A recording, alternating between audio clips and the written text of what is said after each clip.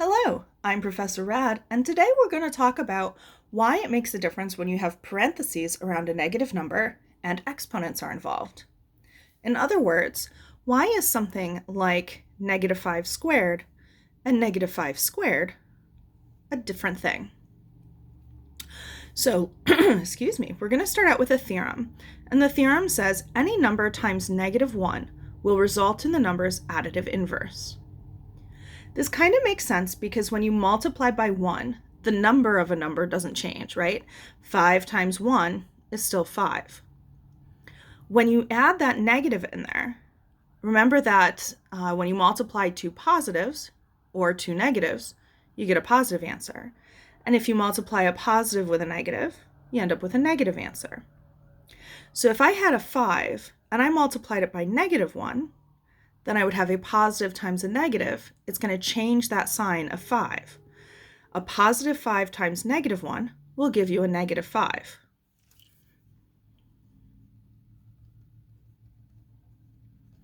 So if I multiply by negative 1, I get the additive inverse of 5.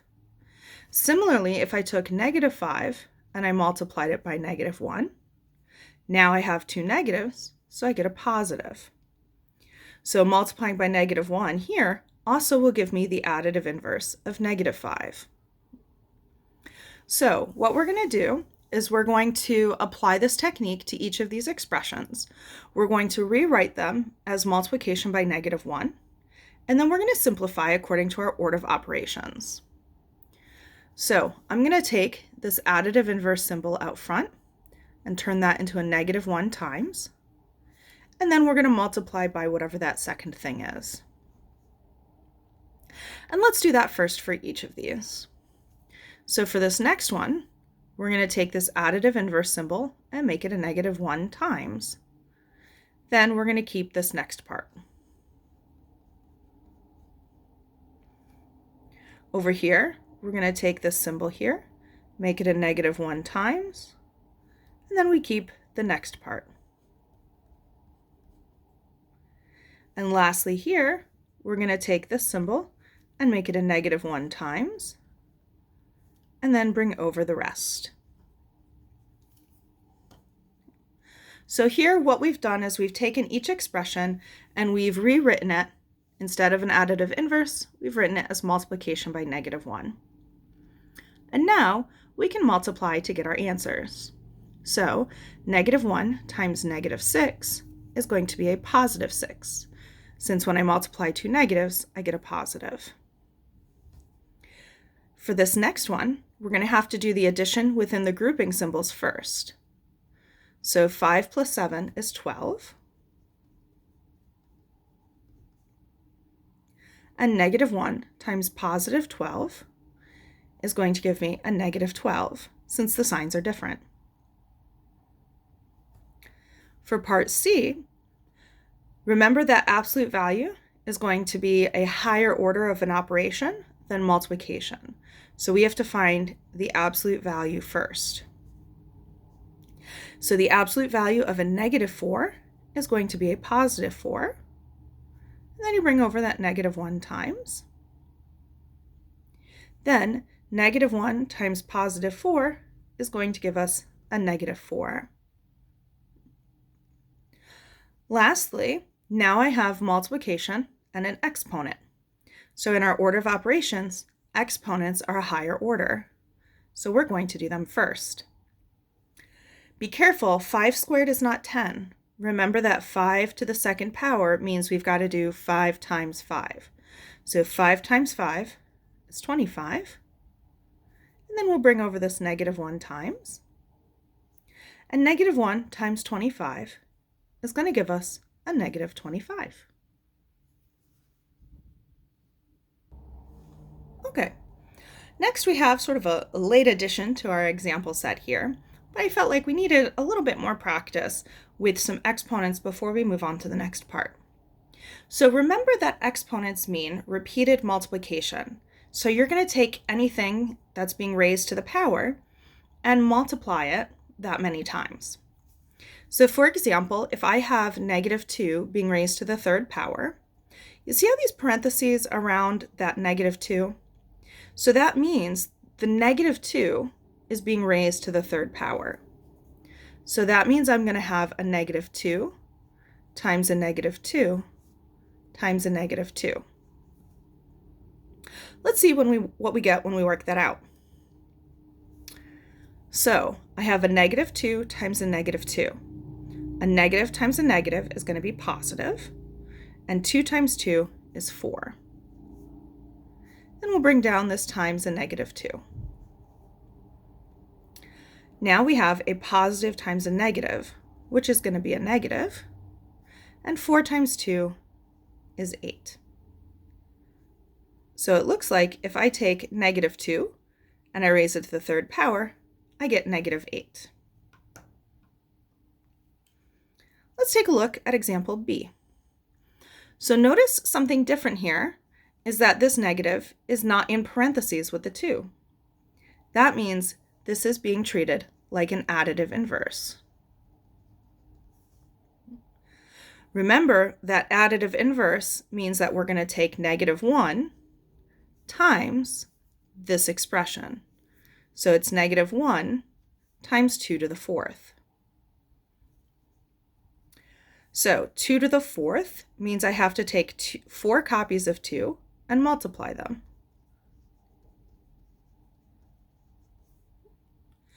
So this notation means negative 1 times 2 times 2 times 2 times 2. I'm not carrying that minus sign along each time because it wasn't included into what was being brought to the power. We need these parentheses to bring that negative in with the power for that repetition. Now we just follow our order of operations and multiply. So negative 1 times positive 2 is negative 2. And then we'll bring down these 3. Negative 2 times positive 2 is going to be a negative 4, since the signs are different. Then we'll bring down these 2. Negative 4 times positive 2 is going to be a negative 8. Bring down that last 2. And negative 8 times a positive 2 is a negative 16. So let's see what happens now if we have the parentheses. So instead of additive inverse, now I have negative 2 being raised to the 4th power. So that means that negative is going to come along with the 2 when I make those 4 copies of them. So this is negative 2 times negative 2 times negative 2 times negative 2. This time we have a negative times a negative, which is going to give us a positive. So we get positive 4. And we bring down these other 2.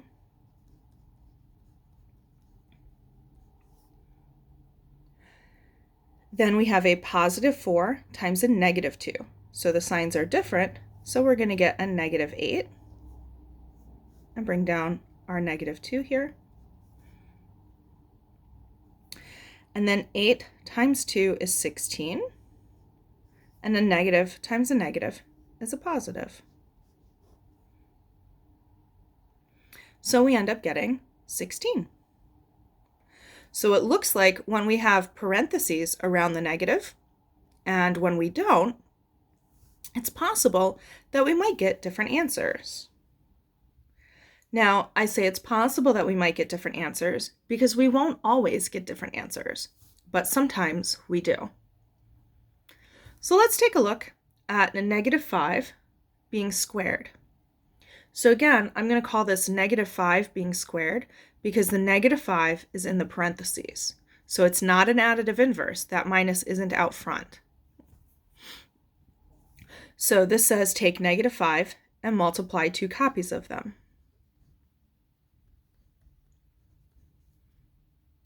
Then 5 times 5 is 25. And a negative times a negative will give us a positive. All right, let's see what this looks like on our calculator, just so we can do a little bit more practice. So for example, let's say I want to enter in this expression here in part B. So I'm going to do my negative sign, 2, exponent 4. So I'm typing it in exactly as I'm seeing it on the page. And when we worked that one out, we got a negative 16. So look, we get a negative 16. Now let's enter it how it's written in part C. So I'm going to do a parentheses, negative 2, and then close the parentheses. And this time, I'm going to raise it to the 4th power. And we get a positive 16, just like we did when we worked it out by hand. So our calculator is following the correct order of operations. I'd encourage you to check your calculator on this because some calculators don't. So you want to make sure that your calculator is giving you the correct answer for these. And just to show you that I wasn't kidding around when I said sometimes you do get the same thing, let's look at part A. So if I do negative 2 in parentheses and I cube it, I get negative 8, which is what we got when we worked it out by hand. Then if I type it in without the parentheses, so if I type in the additive inverse of 2 cubed, I also get negative 8. So sometimes you get the same answer whether the parentheses are there or not, and other times you get different answers if the parentheses are there or not. So you do want to make sure that you're being very careful in how you're entering it on your calculator or in how you're doing your work by hand. Okay, so for example 17, they want us to identify the exponential expression that have negative bases. So what we mean by that is that the negative is going to get carried along with the number when we raise it to the exponent. So here, there are no parentheses, so this minus sign means additive inverse. The minus is not part of the base because it's not included with the number when we carry it out. However, it is part of the base here because we have negative 4 altogether in parentheses being raised to the 3rd power. So it looks like to me there are 2 more expressions that have negative bases. Negative 7 being raised to the 2nd power, and negative 6 being raised to the 5th power. So what I would say is when I'm speaking the language to help me remember my order of operations, when I see this, I'm not going to call this negative 4 cubed. I'm going to say this is the additive inverse of 4 cubed. This is negative 4 cubed. So let's be careful with our language and make sure we're saying these expressions correctly. And I'm saying that as much to you as I am to me, because remember, mathematicians get lazy and a little sloppy at times, and I'm one of them. So I have to remember that too. So we've got the additive inverse of 4 cubed, negative 4 cubed. The additive inverse of 7 squared, negative 7 squared, negative 6 to the 5th, and the additive inverse of 6 to the 4th. All right, so let's practice these techniques by using the order of operations to simplify these expressions. And you might see sometimes the word evaluate or simplify being used in these cases. It just means do the operations that are there, in this case according to the order of operations. So for example A, we have negative 5 times 3 squared. So I'm going to rewrite this with a times. And since this 3 is positive, I don't need those parentheses there, so I'm going to cut them out. If this 3 was negative, I would need them there. It would make a difference. Now I'm going to follow my order of operations. 3 squared means 3 times 3, which is 9. And then 9 times negative 5 is going to give us a negative 45. All right, let's try example B. So example B has additive inverse of 5 times 3 squared. Now, why did I say this as additive inverse and this as negative? That's a good question. So because this minus sign was right in front of a number, I could say that as -5 or the additive inverse of 5. In that case, it's going to be the same thing either way. Over here, there's nothing between the minus sign and this parentheses.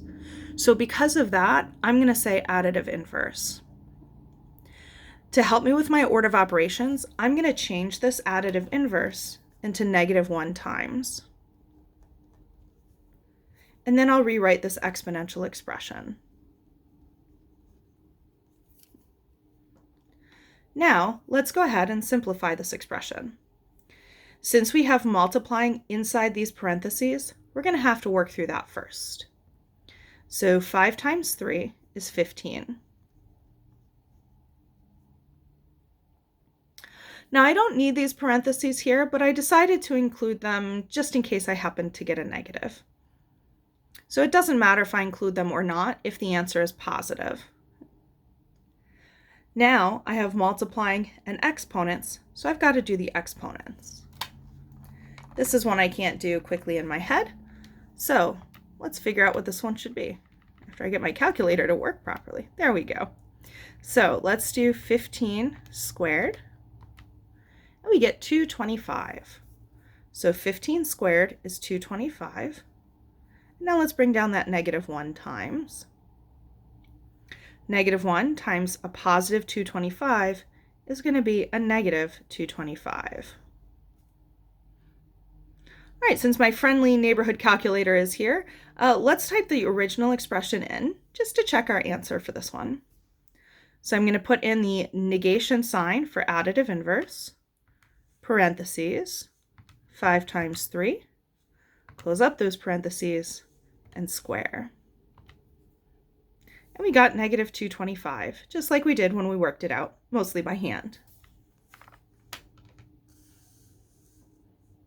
Okay.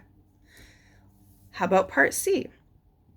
So in part C, we now have no additive inverse in front, and inside the parentheses, we have -5 times 3. So -5 times +3 is a -15. And this time, because we were inside the parentheses when we did that multiplying, we need that multiplying around the number. Or those parentheses, I'm sorry. We need the parentheses around the number. Then, -15 squared means -15 times -15. Because we have that negative in the parentheses, it means it gets carried along each time we multiply. Now, from part B, we know that 15 times 15 is 225. So I know I'm going to get 225 here. And then because I had a negative times a negative, my answer is positive. So we get a positive 225. All right, let's try this next example, part D. This one doesn't have any parentheses at all. Here we have a -5 plus 3 squared. So following our order of operations, we do the exponent first. 3 squared is 3 times 3, which is 9. Now I have -5 plus a +9. Since the signs are different, we're going to subtract the amounts. So 9 minus 5 is 4. And we're going to take the sign of the bigger number. In this case, 9 is bigger than 5, and 9 was positive, so we get +4. For part E, we have 5 minus 3 squared. So very similar to D, actually, except instead of a negative being in front of the 5, we've got a +5, and instead of plus, we've got a subtraction. So let's figure out the 3 squared first. So 3 squared is still 3 times 3, which is 9. And then I bring down the subtraction and the 5. Now, I've got 5 minus 9. So these numbers are small enough that I'm going to use the shapes technique here, because that's the one I like the best when my numbers are small. So I've got a +5, so I'm going to draw out 5 circles. and I'm subtracting a positive 9. So remember, when you're subtracting, that makes this number play for the opposite team. So instead of positive circles, we're going to have negative squares. So 1, 2, 3, 5, 6, 7, 8, 9. And then we have a war. Oh. And that will leave us with 1, 2, 3, 4 squares. And squares we're playing for the negative team, so we get -4. Okay, last example. Oh gosh, here we've got the absolute value of -5 plus 3, all of that being squared. So our order of operations says we got to do things that are in grouping symbols first. So this -5 plus 3 is all grouped on the inside of those absolute value bars. So that's what we're going to do first. -5 plus 3 is going to be -2. This is because if I'm $5 in the hole, right, and then I deposit $3, I still need $2 in order to make it back to level 0 to be balanced. Then I'm going to bring down my absolute value bars and my exponent of 2. Okay, now the exponent of 2 is on the outside of the absolute value bars, so I need to do the absolute value part first. The absolute value takes the number on the inside and makes it positive. So the absolute value of -2 is a positive 2, and then I'm going to square that. And 2 times 2 gives me a positive 4. Okay, so even though these expressions don't look very long, right? It's just 2 or 3 numbers, right? Sometimes we don't even have parentheses. We still want to make sure that we're taking our time with them and not rushing through, because there's a lot of subtlety to the notation that we're using. And remember, sometimes that notation is what trips us up. Okay, so here are some problems for you to try by following your order of operations. So in the first 6, you're going to rewrite each expression using multiplication by -1, like we did at the start of the video. Now, you don't need to simplify, but if you want to practice, you can. And then for the last 6, you are going to use the order of operations to simplify those expressions. In the next video, we'll start to form a few hypotheses about what it means when we're raising these negative bases to different types of powers. So I'm looking forward to seeing you then. In the meantime, have a fantastic day.